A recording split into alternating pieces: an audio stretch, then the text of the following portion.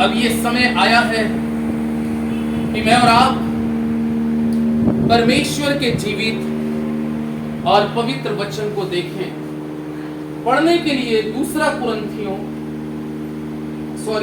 कुरिन्थियों दूसरा अध्याय, पहले कुरिन्थियों की पुस्तक दूसरा अध्याय और दूसरे अध्याय के 5वें पद को पढ़ेंगे, क्योंकि यहां पे पौलुस के द्वारा एक बहुत अच्छी बात लिखी है।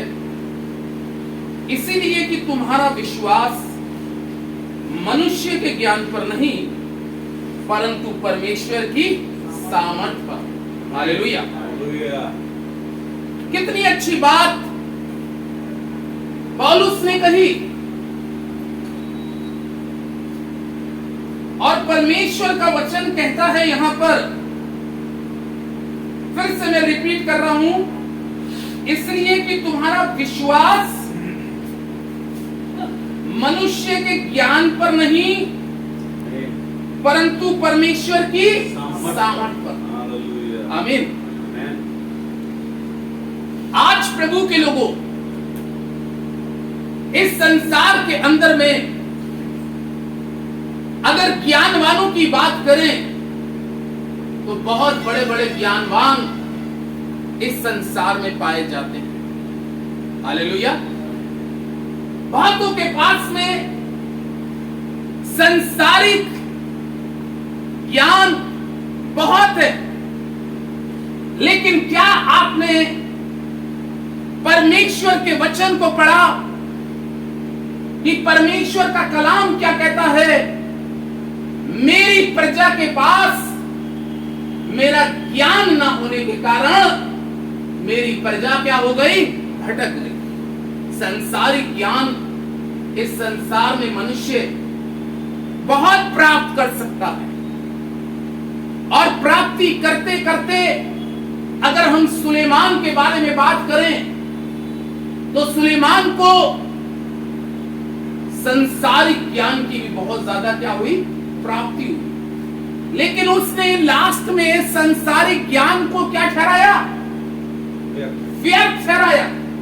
यानी कि जो मैंने ज्ञान प्राप्त किया, जो चीजें मुझे पानी थी, जो मुझे हासिल करनी थी, उसने संसारिक ज्ञान को व्यर्थ ठहराया। इसलिए परमेश्वर के लोगों, अगर आपके सामने कोई संसारिक व्यक्ति बहुत ज्ञानी हो और एक प्रभु का कोई सेवक परमेश्वर की सामर्थ से भरा हो, तो आप परमेश्वर की सामर्थ पर विश्वास करिएगा, क्योंकि उसका ज्ञान अधूरा है, उसका ज्ञान संसार तक है।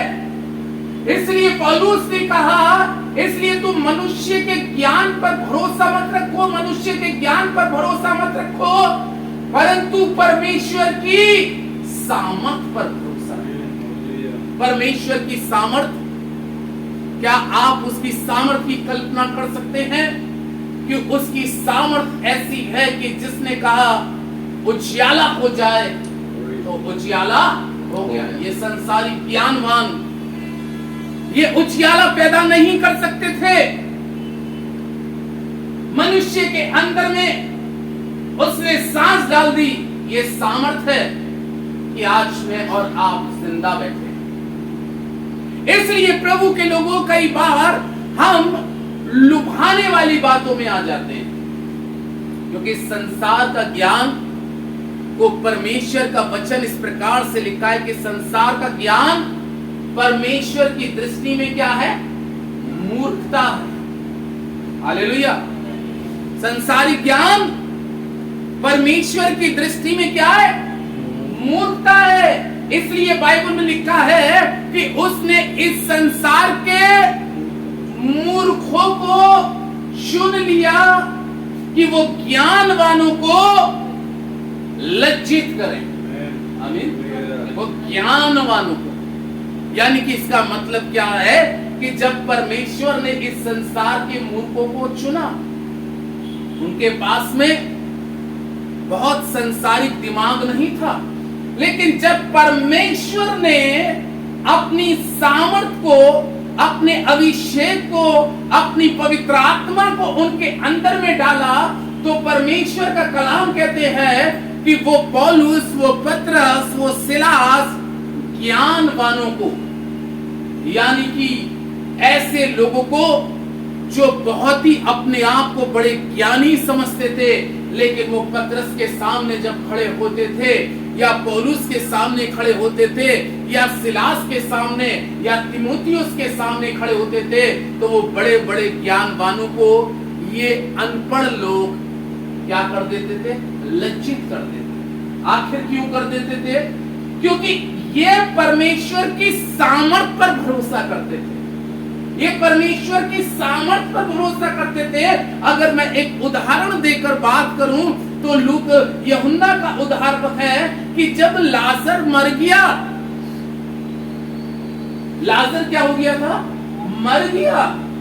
उस समय के बहुत से बड़े बड़े ज्ञानी और ज्ञानवानों ने आकर उसकी मट्टी में उसको कंधा दिया होगा, उसको गड्ढे में उतार दिया होगा, लेकिन वो संसारिक ज्ञान क्या हो गया? खत्म।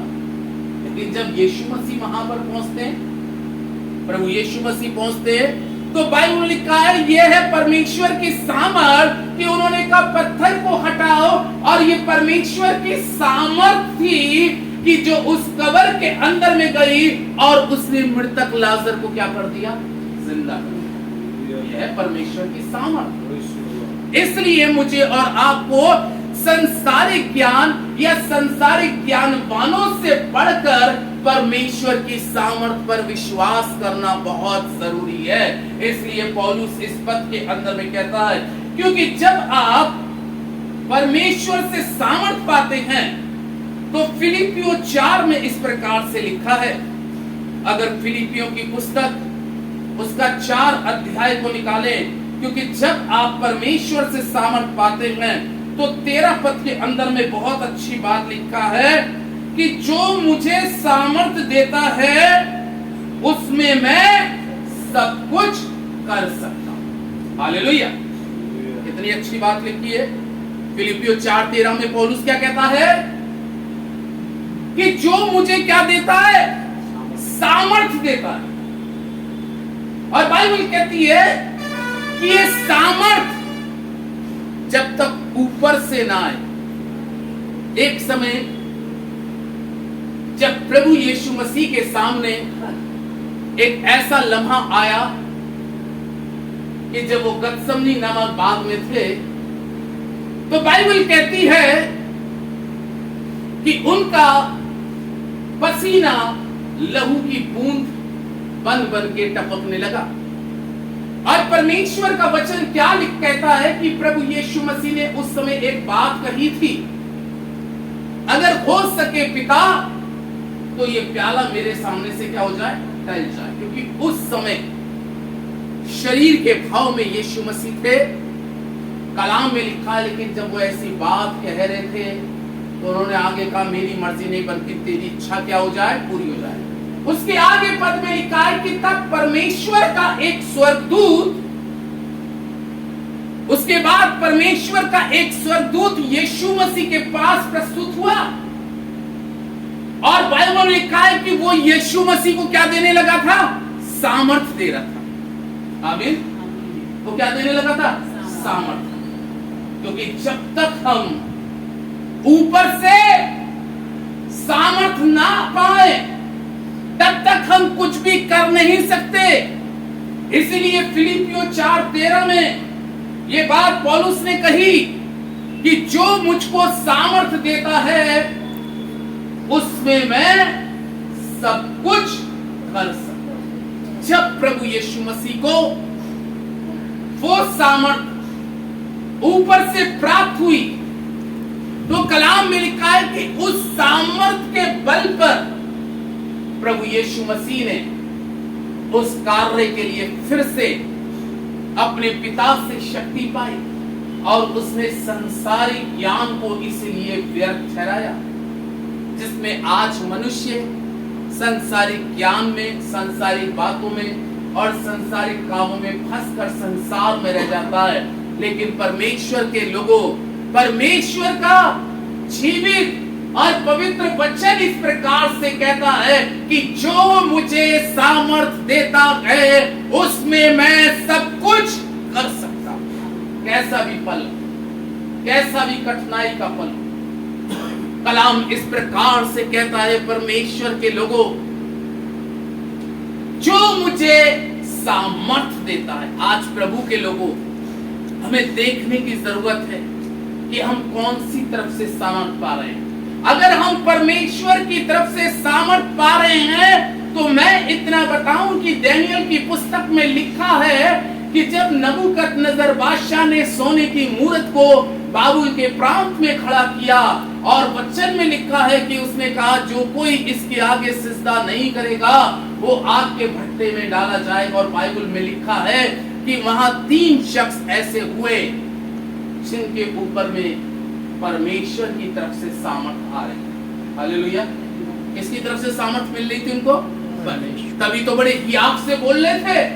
अगर उनके पास में ऊपर से सामर्थ नहीं आती तो जैसा सब लोग उस बाबुल के अंदर की उस मूरत को सोने की सिजदा कर रहे थे तो शद्रक मेशक अबेदनगो भी उस मूरत को सिजदा करने चले जाते, लेकिन ऐसा नहीं हुआ।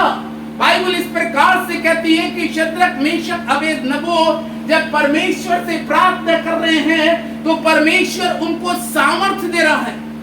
और जब सामर्थ्य से भरा, क्योंकि कलाम में लिखा जब सामर्थ्य आती है तो हमारे जीवन का डर खत्म हो जाता है, हमारे जीवन का भय खत्म हो जाता है। जब परमेश्वर की उपस्थिति आती है तो हम निडर हो जाते हैं। तभी तो उन तीनों शख्सों ने बड़े निडरता के साथ में नबूकदनेस्सर बादशाह से क्या कहा कि हे राजा, हमें तुझे इस बात का कहने का कोई प्रयोजन नहीं पड़ता, जिस खुदा की हम भक्ति करते हैं, जिस परमेश्वर के आगे हम घुटने टेकते हैं, वो सामर्थी परमेश्वर है और हमने उसकी सामर्थ पर विश्वास किया है।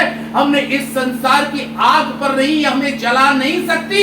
वो सामर्थी परमेश्वर है जो हमें इस आग से भी बचाने की ताकत रखता है, क्योंकि हमने मनुष्य के ज्ञान पर भरोसा नहीं किया। क्योंकि वो जो मूरत बनाई गई थी तो संसारिक ज्ञानवानों ने ही तो बनाई थी। हालेलुया। संसारिक ज्ञानवानों ने तो बनाई थी, लेकिन परमेश्वर का कलाम क्या कहता है कि तुम्हारा भरोसा संसार की चीजों पर और संसार की वस्तुओं पर और संसार के ज्ञान पर भरोसा ना हो, तुम्हारा भरोसा तुम्हारी परमेश्वर की सामर्थ। और तब परमेश्वर का पवित्र वचन में लिखा है कि उन तीनों को आग के भट्टे में डाल दिया गया। और परमेश्वर का कलाम क्या देखता है कि वहां पर एक चौथी सामर्थ आ गई, और चौथी सामर्थ का नाम प्रभु यीशु मसीह है, जिसमें नबूकदनेस्सर बादशाह भी अचंभित होकर कहने लगा, क्या मैंने इसके अंदर में 3 लोगों को नहीं डलवाया और वो भी बंधुआ के डाया? वास्तव में ये उस परमेश्वर की आराधना करने वाले लोग हैं कि उसकी सामर्थ पर भरोसा किया, इसलिए आज वो इस आग के अंदर में भी खुले टहल रहे, जिंदा निकले। और तब वही नबूकदनेस्सर बादशाह ने एक बहुत अच्छी बात कही, धन्य है शद्रक मेशक अबेदनगो का परमेश्वर, जिसने राजा की बात पर विश्वास ना कर परमेश्वर की सामर्थ पर क्या किया? विश्वास किया। और राजा ने आग में भी डलाया, लेकिन उसकी सामर्थ ने उस आग के धधकते हुए भट्टे से भी शद्रक मेशक अबेदनगो को जिंदा निकाला। ये संसार का ज्ञान संसार तक सीमित रहता है और संसार का ज्ञान संसार में फेल हो जाता है, लेकिन यहाँ पर पौलुस कहता है कि जो मुझे सामर्थ देता है उसमें मैं सब कुछ कर सकता हूँ। इफिसियों की पुस्तक को निकालें और 3 अध्याय को अब देखें। वचन यहाँ पर इफिसियों 3 अध्याय के 20वें पद में एक बहुत अच्छी बात कहता है, और यहाँ पे फिर पौलुस इस प्रकार से कहते हैं, अब जो ऐसा सामर्थी है कि हमारी विनती और समझ से कहीं अधिक काम कर सकता है, उस सामर्थ के अनुसार जो हम में कार्य करता है। हालेलुया। ये परमेश्वर का वचन कहता है, अब जो ऐसा सामर्थी है जो हमारी समझ से, हमारी ताकत से कहीं अधिक कार्य करता है हमारी विनतियों पर। उसकी सामर्थ के बारे में पौलुस कहता है और 21वें पद में कहता है, कलीसिया में और मसीह यीशु में, और उसकी महिमा पीढ़ी से पीढ़ी तक युगानुयुग होती रहे। यानी कि उस सामर्थ की महिमा, पौलुस क्या कह रहा है, उस सामर्थ की महिमा पीढ़ी से पीढ़ी तक होती रहे। और ये बिल्कुल 100% है, ये 100% सच है कि उसकी सामर्थ की महिमा, कलाम कहता है चाहे जमीन और आसमान टल जाए लेकिन उसकी सामर्थ भरा वचन कभी टल नहीं सकता। ये स्थिर वचन है और कोई चीज स्थायी नहीं है। केवल परमेश्वर का वचन ही ऐसा है जो सामर्थी है, और उस वचन में ऐसी सामर्थ्य है कि जिसने समुद्र को तो भाग कर दिया। वहां पर इंसान का ज्ञान फेल हो गया, लेकिन वो परमेश्वर है कि जिसने सूरज और चंद्रमा को रोक दिया। ये सामर्थ है, और ये सामर्थ मुझे और आप जब तक मैं और आप अपनी जिंदगी में स्वर्ग से ना पाएं तब तक मैं और आप कुछ भी नहीं कर सकते।